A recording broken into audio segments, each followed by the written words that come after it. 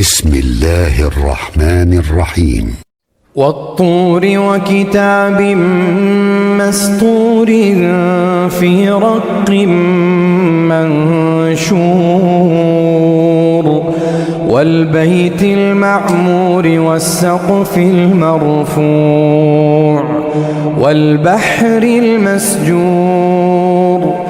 إن عذاب ربك لواقع ما له من دافع يوم تمور السماء مورا وتسير الجبال سيرا فويل يومئذ للمكذبين الذين هم في خوض يلعبون يوم يدعون إلى نار جهنم دعا هذه النار التي كنتم بها تكذبون أفسحر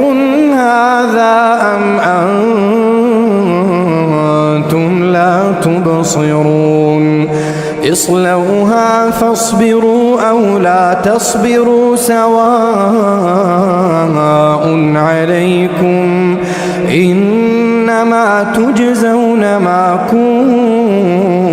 كنتم تعملون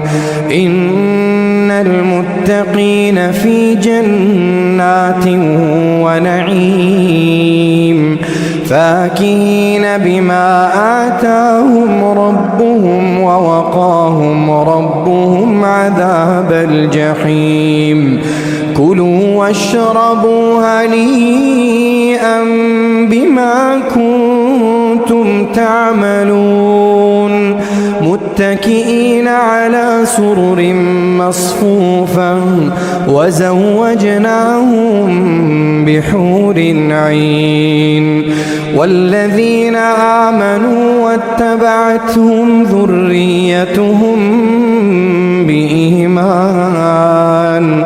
ألحقنا بهم ذريتهم وما ألتناهم من عملهم من شيء كل امرئ بما كسب رهين وأمددناهم بفاكهة ولحم مما يشتهون يتنازعون فيها كأسا لا لغو فيها ولا تأثيم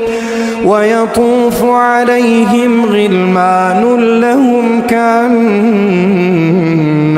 لؤلؤ مكنون وأقبل بعضهم على بعض يتساءلون قالوا إنا كنا قبل في أهلنا مشفقين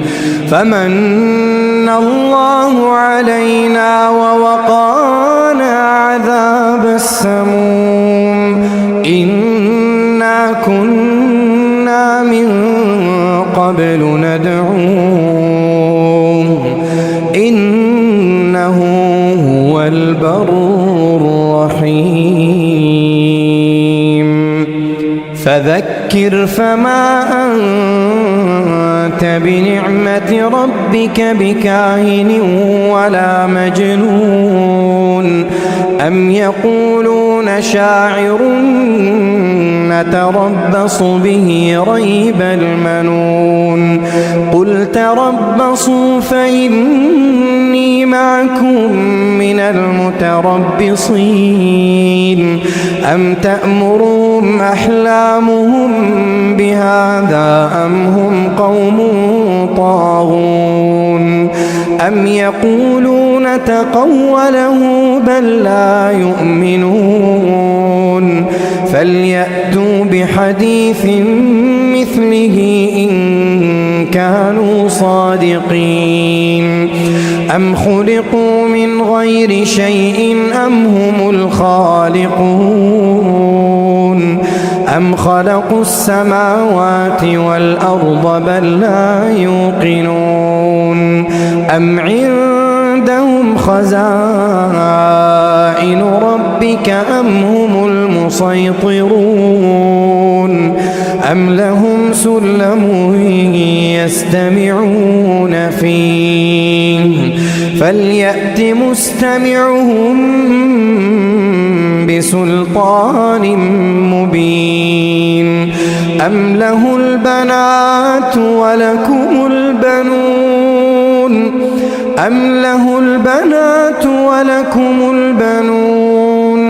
أم تسألهم أجرا فهم من مغرم مثقلون أم عندهم الغيب فهم يكتبون أم يريدون كيدا فالذين كفروا هم المكيدون أم لهم إله غير الله سبحان الله عما يشركون وإن يروا كسفا من السماء ساقطا يقولوا سحاب مركوم فذرهم حتى يلاقوا يومهم الذي فيه يصعقون يوم لا يغني عنهم كيدهم شيئا ولا هم ينصرون وإن للذين ظلموا عذابا دون ذلك ولكن أكثرهم لا يعلمون واصبر لحكم ربك فإنك بأعيننا وسبح بحمد ربك حين تقوم ومن الليل فسبحه وإدبار النجوم